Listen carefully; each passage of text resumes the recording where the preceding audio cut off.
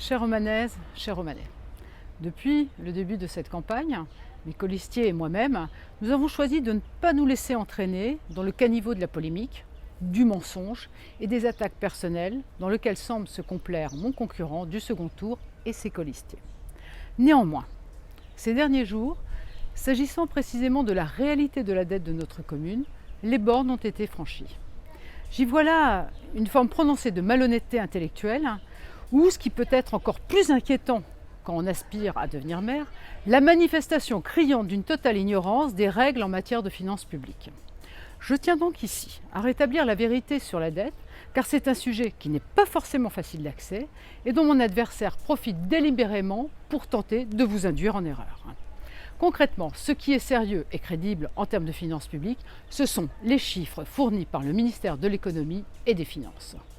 Personne ne conteste que j'ai négocié avec l'État la sortie de la dette toxique, dont je rappelle que celle-ci avait été contractée par les majorités précédentes auxquelles appartenait Madame Pagani, dont mon concurrent ferait sa première adjointe en cas de victoire. Personne ne conteste non plus que dans le cadre de cette sortie de la dette toxique, Romans ait bénéficié du fonds de soutien de l'État. Or, le décret 2015-1893 du 29 décembre 2015, signé par Manuel Valls, alors Premier ministre, disait la chose suivante. Lorsqu'une collectivité bénéficie d'une aide octroyée par le fonds de soutien créé par l'article 92 de la loi de finances pour 2014, cette collectivité peut déduire de son encours de dette le montant de la créance restant à percevoir du fonds de soutien. Aussi, quand mon concurrent indique que l'encours de la dette de Romans serait de 69,5 millions d'euros, il oublie d'une part de dire que ce montant intègre le refinancement du capital restant dû et des pénalités. Il oublie surtout, ou ignore, qu'il faut déduire de ces 69,5 millions le montant de la créance restant à percevoir du fonds de soutien, soit un petit peu plus de 16 millions d'euros.